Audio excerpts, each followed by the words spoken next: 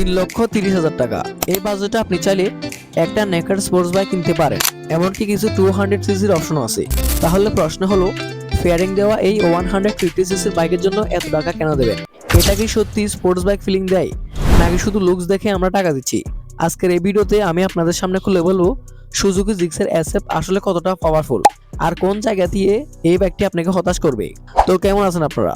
MTC এর আরো একটি নতুন ভিডিওতে আপনাদের সবাইকে জানাচ্ছি সুস্বাগতম। তো চলুন আমাদের আজকের এই ভিডিওটি শুরু করা যাক। এই বাইকটির ডিজাইনের দিকে দেখতে গেলে একদম মিনি স্পোর্টস বাইক ফিলিং দেয় এই বাইকটি।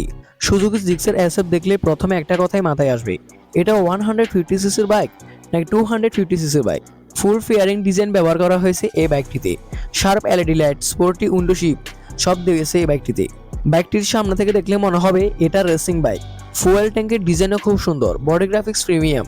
এই বাজেটের লুকসের দিক দিয়ে এটা সত্যিই সেরা বাইকগুলোর মধ্যে অন্যতম একটি। ইঞ্জিন ও পারফরমেন্স দিকে দেখতে গেলে স্মুথ কিন্তু রেসিং না। এই বাইকটিতে আছে 155 সিসির ইঞ্জিন। এই বাইকটির ম্যাক্সিমাম পাওয়ার হচ্ছে 13.91 bhp @8000 rpm, maximum torque 13.8 Nm @6000 rpm। এখন রিয়েল ফিলিং, থ্রটল খুবই স্মুথ, লো RPM এ ভালো টর্ক পাওয়া যাবে, সিটি রাইডে খুবই আনন্দদায়ক এই বাইকটি। কিন্তু এটা কোনো R15 টাইপ রেসিং বাইক না, এটা বেশি কমফোর্টেবল স্পোর্টস, মানে daily use plus daily ride plus sporty look.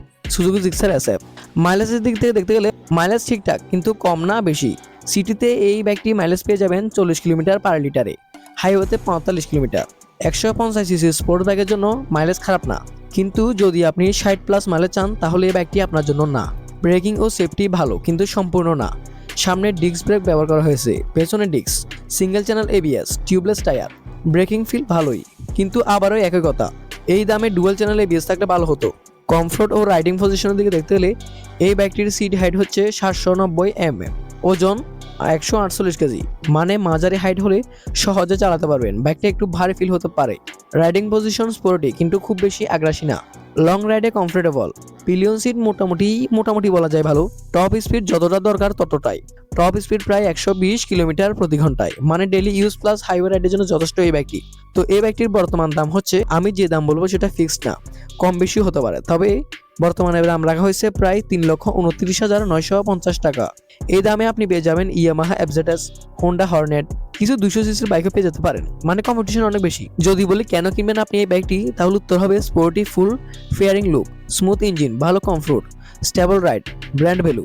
যদি বলি কেন কিনবেন না, তাহলে দাম একটু বেশি, ডুয়াল ABS নেই, খুব বেশি পাওয়ারফুল না, হালকা না, 148 কেজি ভারী ওয়েট। তো আপনি যদি চান স্পোর্টি বাইকের look, comfortable ride, daily use plus মাঝে মাঝে লং ট্যুর, তাহলে সুজুকি জিক্সার SF আপনার জন্য ভালো একটি অপশন হতে পারে। কিন্তু যদি আপনি চান বেশি পাওয়ার, বেশি স্পিড, অ্যাগ্রেসিভ পারফরমেন্স, তাহলে অন্য অপশন দেখাই ভালো হতে পারে। আপনার মতে 3,30,000 টাকায় জিক্সার SF নেওয়া কি ঠিক সিদ্ধান্ত? কমেন্টে লিখে জানান আপনি নিতেন নাকি এই বাইকটি বেছে নিতেন অন্য বাইক। এমনই আরও detailed real life bike review পেতে চ্যানেলটি অবশ্যই সাবস্ক্রাইব করুন, কারণ এখানে পাবেন honest review, budget friendly suggestions, real experience. তো দেখা হবে পরবর্তী কোনো ভিডিওতে, ততক্ষণের জন্য ভালো থাকবেন, ধন্যবাদ।